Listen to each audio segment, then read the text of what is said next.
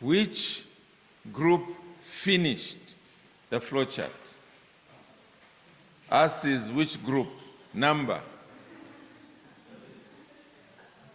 Group number. After saying us, they are no longer answering me.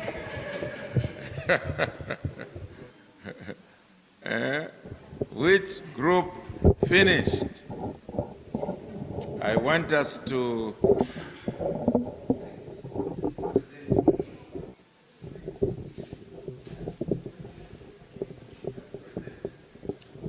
you finished.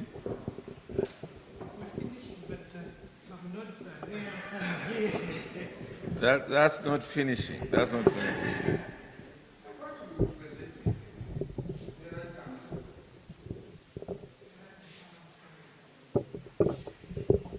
It's power back. Okay, so this is just in case. Oh, okay. All right. So please go ahead if you've got.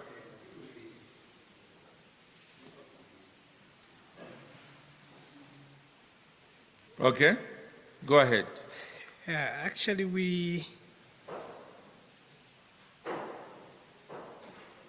the first thing we did, we went direct into trying to see the words in the scripture we are given. What are the nouns, the verbs, and all that, of which those are the ones I said he has them. Okay, so what is the first noun that you have in that passage? Okay, you can just. What is the first noun that you have?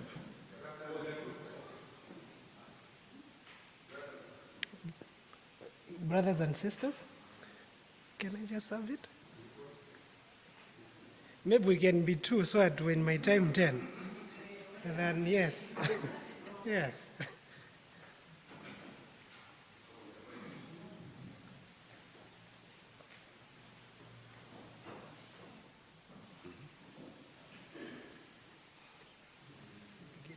Words, the nouns.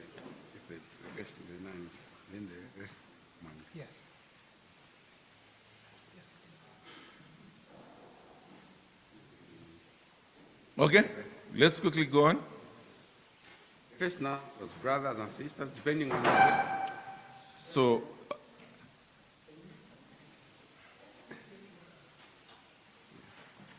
but why don't you just leave it and just sit on that chair?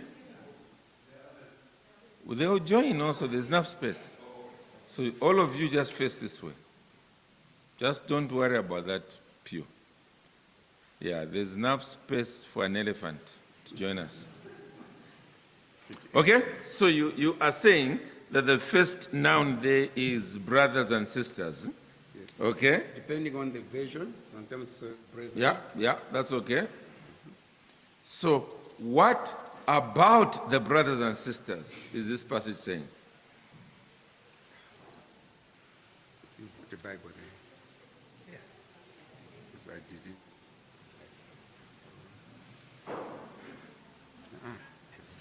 That's all. He wants them to know. What does he want them to know?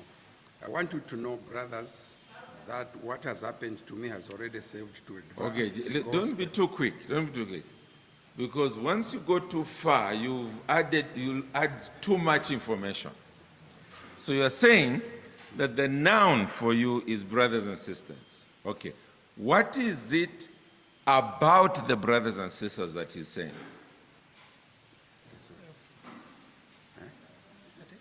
What is it about brothers and sisters?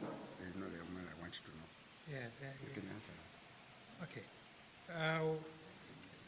What about the brothers and sisters? There's something he wants them to actually know. Mm-hmm. Yes. Which he actually says it in the following, in the, just some, as he adds on the sentence to say, I want you to know, and then he states what exactly he wants them to know. What is that? That what has happened to me. What is that? The imprisonment, The imprisonment. of which the reason why we are not talking about it because it is mentioned later down. Yes, so we Okay, wanted to stick. so the noun is silent. Yes. It's just saying what has happened to me. That's what he wants them to know. Yes. But it's there, except it hasn't been mentioned. Yes. His imprisonment. Yes, later on we will know because he mentions in verse 13, isn't it? Yes. And to all the rest that my imprisonment is for Christ. But at this stage, he's simply saying what has happened to me. Whatever that thing is the noun. It's the thing, it's just not mentioned. Brothers is incidental, it's not the main issue there. What he's talking about primarily is this thing called what has happened to me. Okay? Are we together, brethren? Okay, so you think, finally you arrive, okay, whatever this thing is what Paul wants to talk about. So, what is it about that thing that he is now saying? Number one. What is it about what he has actually said? Whatever it is, it has really served to advance the gospel. Okay, but before that, there's something else that about this thing. What is it?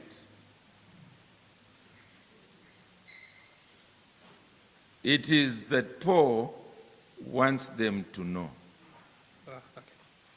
about it, isn't it? Yes. Whatever this noun is, I want you to know, brothers, that this thing that has happened to me, I want you to know.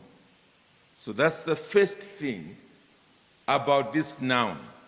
Although it is not mentioned what it is, Paul wants them to know about it. What is it about this that he wants them to know? Now what you're about to say. What is that? Whatever it is, let me just continue. Yeah, what is it that he wants them to know? It has really served to advance the gospel. Okay, Yes. good. All right, so we've put this thing, whatever it is, which is unnamed, Paul wants them to know, but what he specifically wants them to know is the consequence of it. Okay? That it has really advanced the gospel. Okay? Any further consequence? Actually, what's interesting is how he starts the verse 13 with an adverb, so that it has become known. So we think he's trying to give the reasons to what he has said above about this thing. Why should they know? Why should they know and who should know? So it says, so that it has become known throughout the whole imperial guard and the rest. And then there's also... Hold on, don't rush. That phrase, is it so that they should know? No. So that it has become known. So what is that now? What is that? Mchizungu, what is that? What is that? Yes? How? What it's the gospel. The advancement The- of the the ad- gospel. The Actually, advancement of the gospel. Yeah, so the point I need to hear from you is how is this connected to what has just been said? Okay. Verse 13, what has that got to do with what has happened to me? Thank you very much. It's a consequence. Okay. So, the first part of the consequence is a general statement. It has advanced the gospel. Now he goes into a more specific, and it is that among the imperial guard, this has now become known. Okay? So it's among the imperial guard and among who? The rest. Aha, among the rest. Okay. And the specific way in which they are now hearing is what? That my imprisonment is for Christ. Yeah. So if you were to draw a flow chart, how would that now look? So, We are there. yes. So the way it is looking from our side is we are trying to use an example of what you actually used. So we've started with, in verse 12, there's, I want you to know. This is what exactly Paul wants. There's something which Paul really wants here. He wants them to know. Then who does Paul really, to whom is actually talking to? Who should know this? No, Then- wait. Remember, a sentence has a noun, Yes. and then it has another description of an action. So I want you to tell us what that noun is. What is it? The I. The now? No, we've discovered that it's not mentioned earlier. It's just, yes. It's just left hanging. We will discover what it is as we go along to the next class. But for now, it is simply this thing that has happened. So we need to be clear what this passage is all about. Otherwise, we are going to run into what is called the running comment, where we say, okay, he wants them to know, so knowledge is very important. Brothers. So in the church, we're brothers and sisters.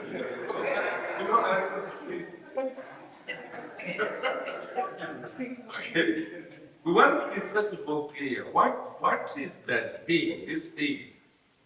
Once we are clear what it is, and then we are clear what we are being told about it will be easier to then finally say, okay, so how can I now summarize all this in one sentence? And once we do it, we are ready to go into the second. Remember, we've arrived now at that point we were always wanting to arrive at. So, let's be clear. In your flow chart, let's assume in front of you here is the flow chart, although it's the other way around. So on top here will be what has happened. Then in brackets, imprisonment. So we're very clear. And then we'll say, number one, under it, or at least on this side, is Paul wanted them to know. Okay? Who are those? Brothers or brothers and sisters. So you put it as a who? Brothers and sisters. What did he want them to know? There are levels of consequence. The first one, okay, is What happened? yes, but that's a noun. And it doesn't sound like a noun, but Doesn't. yeah, but what has happened? But what has it done? What does he want them to know? It has really served to advance the gospel. Number two, So that it has become known go. throughout the whole imperial guard and the rest, And then finally, that my imprisonment is for Christ. yeah, so that's what they've all come to know. Okay, so that way you can see the way in which the structure has worked itself out. Right? All right. Now with that, it becomes easier for us to say, okay, so can we now summarize all that into one sentence? Anybody? No, but there's no exam here, there's no failing. Okay? So we begin by saying the Apostle Paul Was imprisoned for the furtherance of the gospel. No, you see, once you say was imprisoned for the furtherance of the gospel, the problem becomes he's talking about the unintended consequences. Yeah, they are unintended. So let's not lose that because it's in the flowchart, it's there. So the Apostle Paul, okay, informed the Philippians that His imprisonment has served to advance the gospel yes, without the proper delay. yeah, no, don't worry about all those things. But you've captured now the essence of what is there. Okay, so the Apostle Paul wanted the Philippians to know that his imprisonment has advanced the gospel. Okay, so that's a nice thing. Then we can move from there. Oh, thank you. Thank you. We can move from there now and change it into a message. Just that sentence. Can somebody give it a shot? Remove the Apostle Paul what now. Bring it as a general principle for today.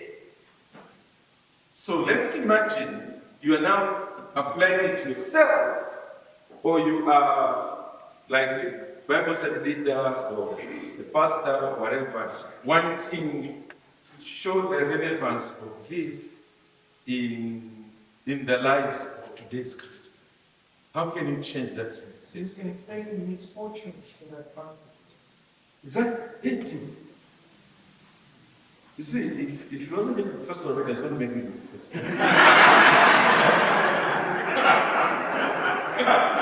Okay, but it's too late. Yes, but that's the point. Okay, so you know, all you did is you went from that flow chart, you summarize one sentence, and then you bring it as a general lesson to today. And you are saying that misfortune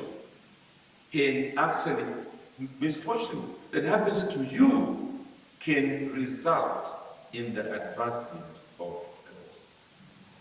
Okay, so once you have that as a statement, you now want to break it down using the same structure that broke itself down in the flow chart. Okay, so what will be your first point then? Following the flow chart.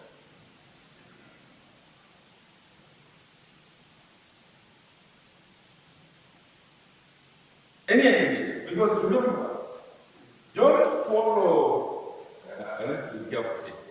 Don't just do, I want you to know, therefore it's about knowledge. And, brothers and sisters, don't do that. Bear in mind what you just said in that statement. So what's the first thing you want to know? Yes, hardship, misfortune. That's the point of bringing out. Okay, because that's the noun. That's the thing on which everything hinges. Okay, so you speak about, for instance, something to the effect that as Christians, we are not immune from the trials of life.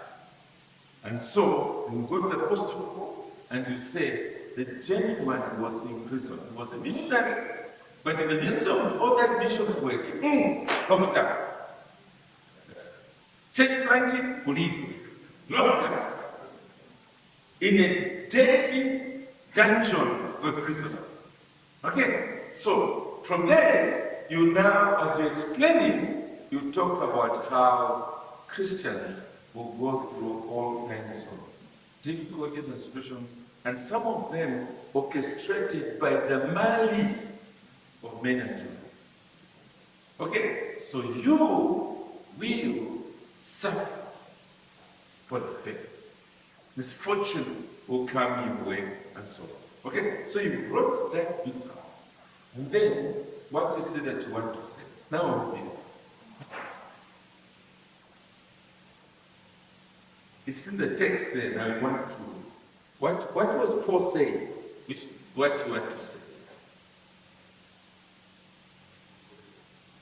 Mm-hmm. Mm-hmm.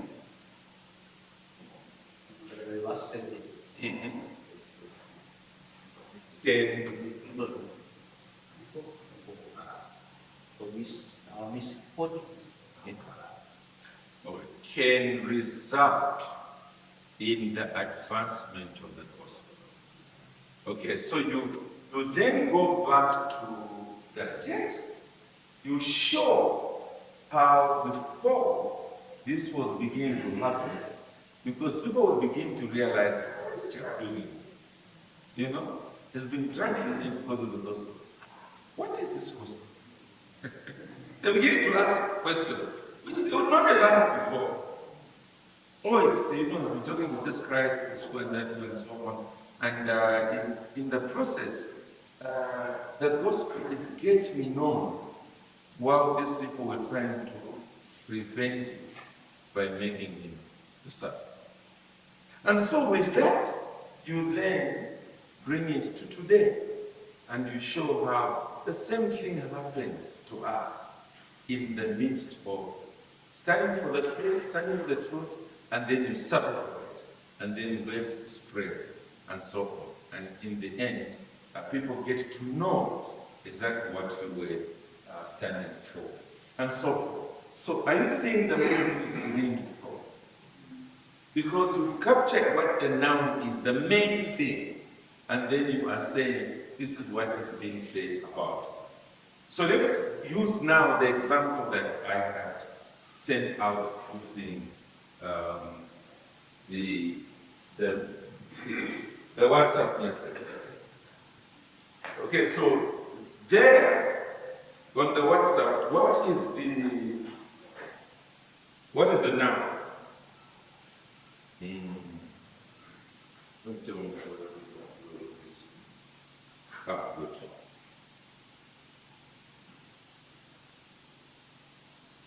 Yeah.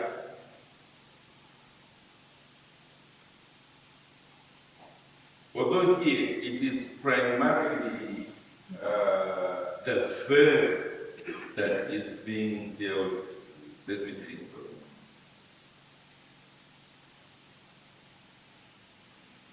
Okay, it's the thanking of my God.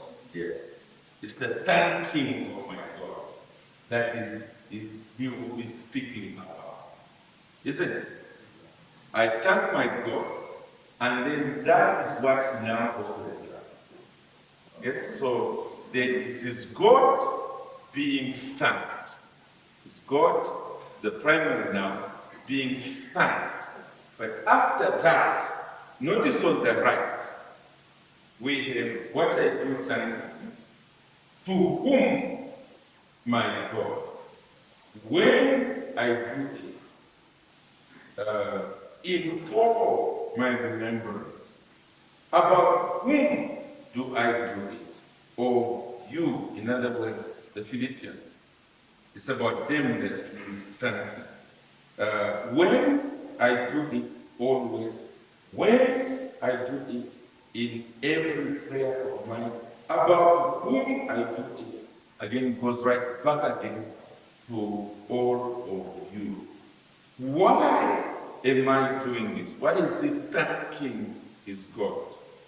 It is because of your partnership. Where, now which sphere is this partnership? It is in the gospel. When, and this now it is in terms of duration, the gospel from the first day until now. So, once we are clear on this side, we can now say, okay, let's now concentrate on this to work out the structure of the message. Okay? And in the structure of the message, you want, first of all, to summarize it into one sentence. Never forget that. Because once you fail to do that, you'll be all over the place. Thank you. So, what he did. So, let's now move it to today. What area of application can we put it in so that we can now say, okay, this is applicable to us today?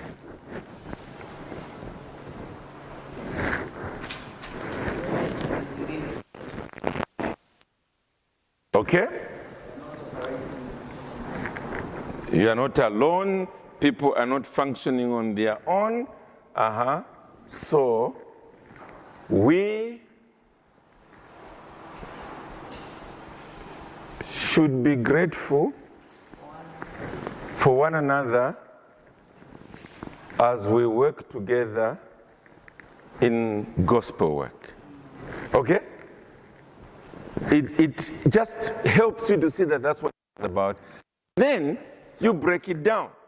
Okay? So number one, Paul, we should be grateful. We should thank the Lord for one another. But then, our next point is we should thank the Lord for one another, especially when we function together in gospel work.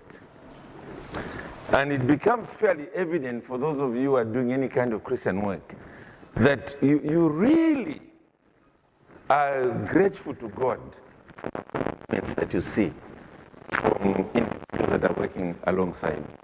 So, the thing I want you to notice about these passages is that it's not 15 verses. It is 1 or 2 verses. But if you can learn to break it down so that you can see what is being talked about and how is that being talked about. Once you are clear about that, you will avoid the running commentary because it becomes clearer in terms of the way it is broken down. Okay? So, any questions, first of all, about what we've done by way of exercise? Because I want to...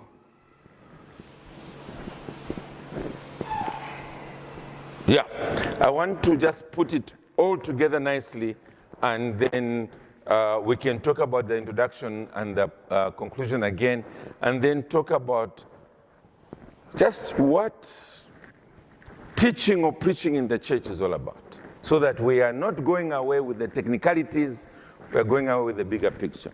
So any questions about breaking that down? If you want an exercise, in fact, it will be in the notes. It's Romans 5, verse 1. You obviously won't do it here because, it will take us again another hour or two. But if you can do it, Romans 5 is also very good because it speaks about justified by faith, we have peace with God through our Lord Jesus Christ, through whom we have gained access into this choice of God and so on. So there's quite a bit that you can actually break it down, and then take it. Okay, so this is the structure. What is this all about? And then whatever you come up with, this is how it is being explained. Okay, so if you do that as an exercise, I can encourage you to do it. But any questions? This is the didactic passages.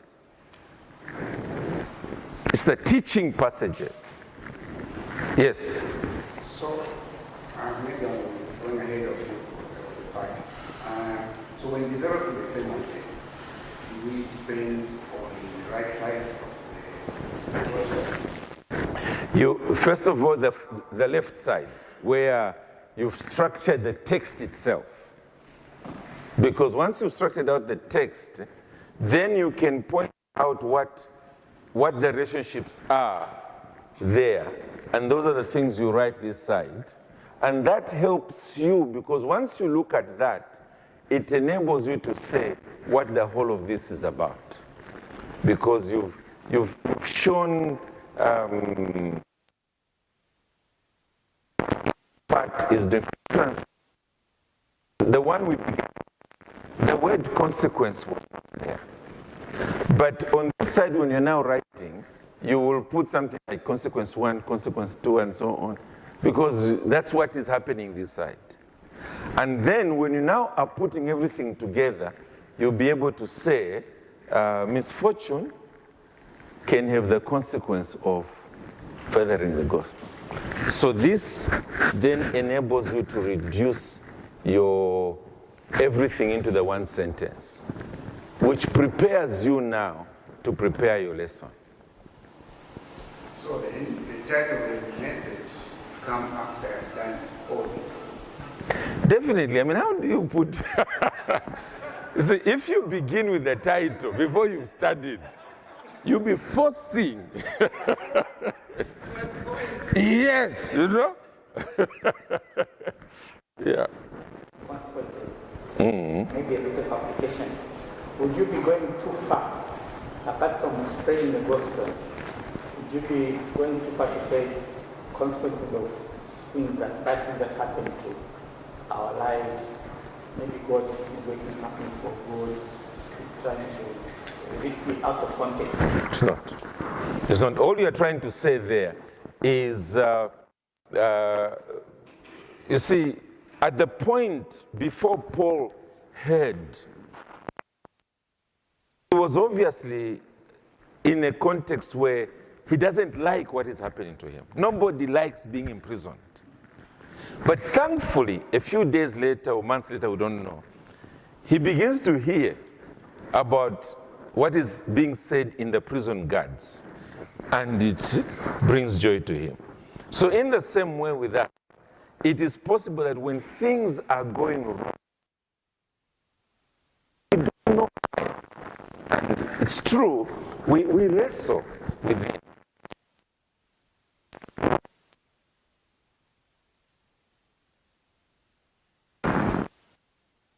Still a possible application, yeah. Okay, as long as you bring it out at that level in where it's appropriate in the message. Yeah. Yes. We'll come there in a moment, yeah. So I just want to know, after you've done all this, maybe you want to do some cross reference to another verse. Yeah. Do you have to also do the same on that verse? And go through and start us of this word? No. No, you a point under the E, which is explanation. That's where you now bring in other passages that show individuals who suffered, but in the process, it worked out for the good of those who were watching, and then for the glory of God. Yeah, so you don't need to do that level of homework. That's just for the text where you want to teach. That's where you do all that study. Yes? At what point would you think of going to the original language? Yeah. Well, assuming you know the original language, okay, most of us, yeah. Bible Hub, you can go to Interlinear, you can go to the Lexicon. Yeah. At least some idea of the original.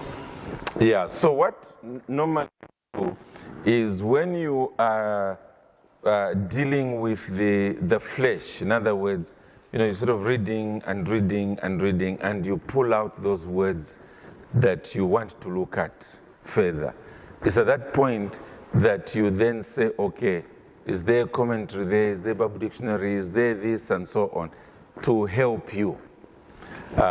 You can also do it once you've done your flow chart and you've broken down see what other commentators say about this, just in case my version has misled me. Yeah, which is possible. I remember a brother, we were preaching together, I don't know whether I mentioned this, from the New Testament. We were preaching together in South Africa. And he was using either King James or New King James, I can't remember now. And it says something about let your conversation be something, I forget what it was. Yeah, maybe it was seasoned with salt. Although that may suggest actual conversation. But that particular text, in all the other versions, it was the word conduct. So maybe it's the same one. But because his version said conversation, he really broke down how we should be talking in a particular way. And that's the last they ever invited him back, you see. Yeah. So I think it's to peep into other versions if you don't know the languages at least. It just helps. And also, thankfully, generally, have the original language already under their belt. So they will be able to say something. Yeah. Yes? I want to say a comment. Looking at the flow diagram you gave as an example, the starting point was the first two words from the text. Mm-hmm. Now there was a temptation to apply the same approach when we started ours. But from what you're explaining, it sounds like it's not necessarily going to be that way. You have to read the text and pick out the gists, what noun or verb or pronoun is coming out strongly. Yeah. Yeah. I would still want the flow chart to follow the text, but I want you to be very clear in your mind now where the hub is. And then so whatever came before, like in this particular case, what did he say? I want you to know. That becomes like an introduction, but the main thing is what has happened to me. And then you see the consequence. So I want you to know, brothers, to still be up there. So if you notice with me in that diagram, there are some things that I was making bigger in terms of bigger phrases because I want them to stand out as the things on which everything else is hanging. Yeah. Okay. So I'll prefer that because then you are not doing too much maneuvering and engineering. You're just allowing things to be where they are. Okay. Yeah. But message, you won't begin with okay, because you know that is just primary introductory. You now and so on, and show the consequences. Anyone else before I rush back onto the stage? Yes.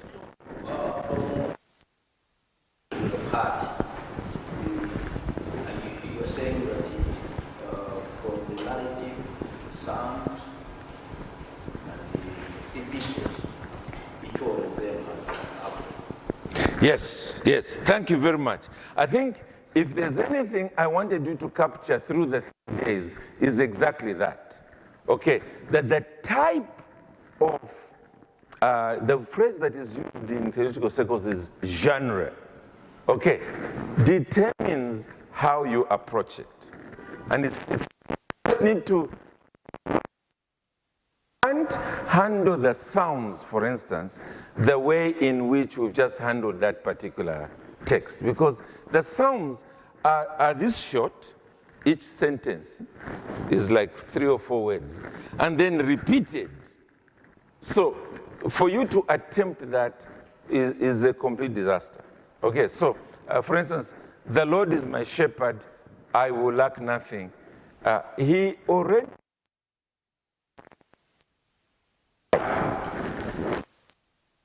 you can't just, the Lord is my shepherd, I will not want, and now that's the one you begin to toy with. you can see that he's saying, this is what he does to me. He leads me to paths, rather, he leads me to green pastures, lying beside. It's different. Even there, for instance, already he's saying he leads me in paths of righteousness, rather, he leads me in green pastures and makes me lie down by quiet waters. That's animals. Okay. But literally in the next statement, he says, he leads me in paths of righteousness for his name's sake. That's not an animal now. It's already a human being. He's just flipped in the middle there. That's poetry. Okay. Paul won't do that in Romans. You won't jump from animals suddenly to human beings back to animals. He won't do that. Okay. I want to grasp it. What we haven't done is the law, haven't done Proverbs, because there it was just a collection that was being thrown together. There is some structure, but you can't go to, for instance, Proverbs 10 or something and say, I want to speak on the first 10 verses. I mean, each of them will be talking about something completely different. Okay, so we haven't handled that aspect. We haven't handled the apocalyptic passages, which are also, you have balls that are being spilled over, you've got trumpets that are blowing and so on. You can't just do a flow chart.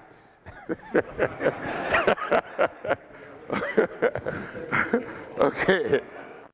End up misleading people. There are some things we just haven't gone to, but in general, my goal was to cover the majority.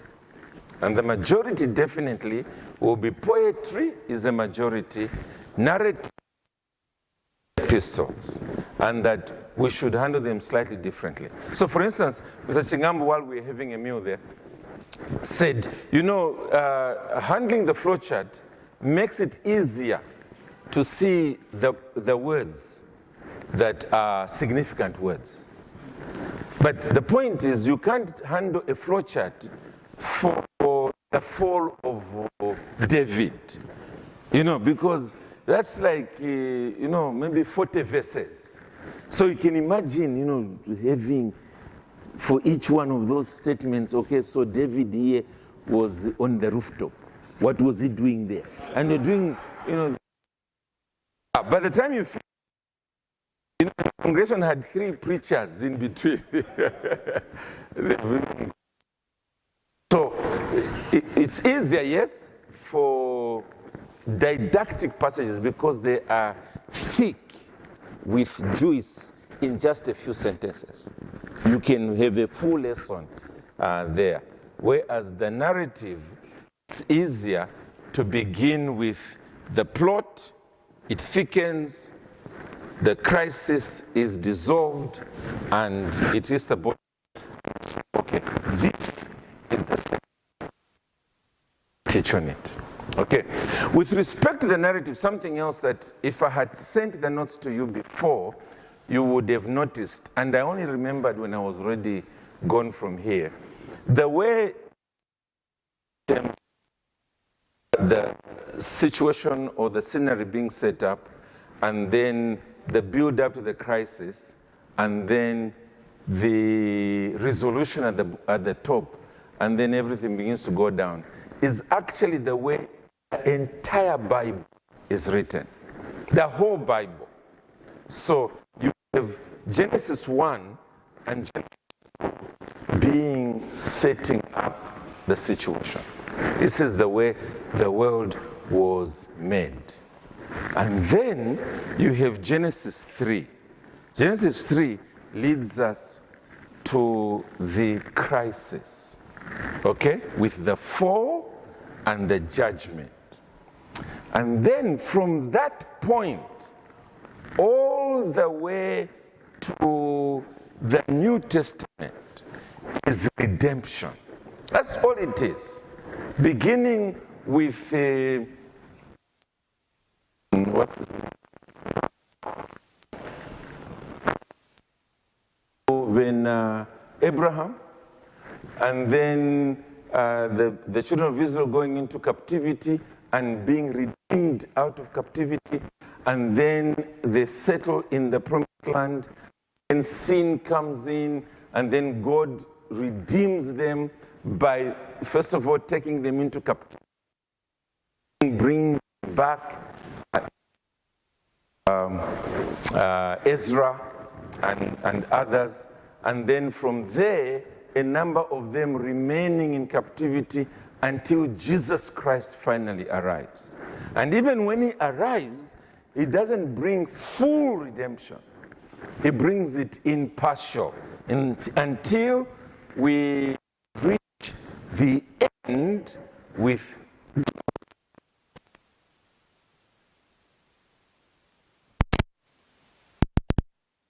it's exactly the same way.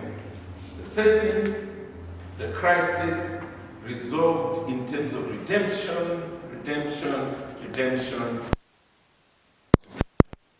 So that now, and throughout all those small little stories that you have as you make your way through the Bible. Okay. No other questions? We are wrapping up now. We are in the 11th hour. Okay, so I hope I wasn't finished. No, still there. So what I've just said is under finally. So reduce the whole passage into one sentence. That is the big idea. We've done that. Then check what you have come up with by referring to commentaries and Bible dictionaries. Professor, that's exactly what you were asking. Then check that what you think is the text links up with what you saw in the structure of the book. Okay, so here all it is saying is go back to the context.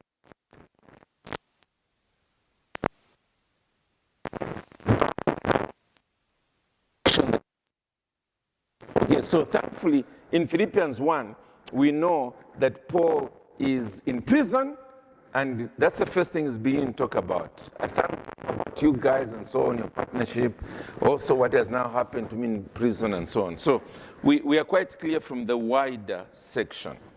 Second last, you might find yourself modifying the subdivision or modifying the overall structure. So when you're now looking at the context and so on, you might find that, I think I misrepresented it. Adjust a little. That's normal. That's normal. Or as you read the commentaries, you might find that, they tell you that this is actually not conversation in terms of words, it's conversation in terms of conduct. And then you start removing all that about how we should talk. But after that, you are ready to go into sermon construction. Okay. I think that's it.